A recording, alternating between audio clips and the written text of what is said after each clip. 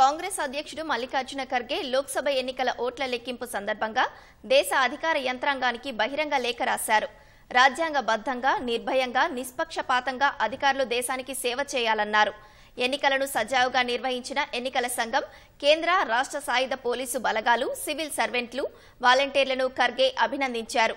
భయం గాని, రాగద్వేషాలు గాని లేకుండా అంతఃకరణ శుద్ధితో చట్ట ప్రకారం విధులు నిర్వర్తిస్తామని, రాజ్యాంగంపై ప్రతి అధికారి ప్రమాణం చేశారని ఖర్గే గుర్తు చేశారు. అధికార విపక్షాల నుంచి బెదిరింపులు, ఒత్తిడులు వచ్చినా రాజ్యాంగ స్ఫూర్తితో ప్రతి బ్యూరోక్రాట్ విధులను నిర్వర్తించాలన్నారు. గత దశాబ్దం కాలం నుంచి పాలకులు స్వయం ప్రతిపత్తి కలిగిన రాజ్యాంగ సంస్థలను గుప్పిట్లో పెట్టుకుంటున్నారని, ఫలితంగా ప్రజాస్వామ్యం దెబ్బతింటోందని ఖర్గే ఆవేదన వ్యక్తం చేశారు. ఏజెన్సీలు స్వతంత్రతను వదులుకొని అధికార పార్టీ ఆదేశాలను నిర్మోహమాటంగా అనుసరిస్తున్నాయన్నారు. సివిల్ సర్వెంట్లను భారతదేశ ఉక్కు చట్టాలని తొలి కేంద్ర హోంమంత్రి సర్దార్ వల్లభాయ్ పటేల్ పిలిచేవారని ఖర్గే గుర్తు చేశారు.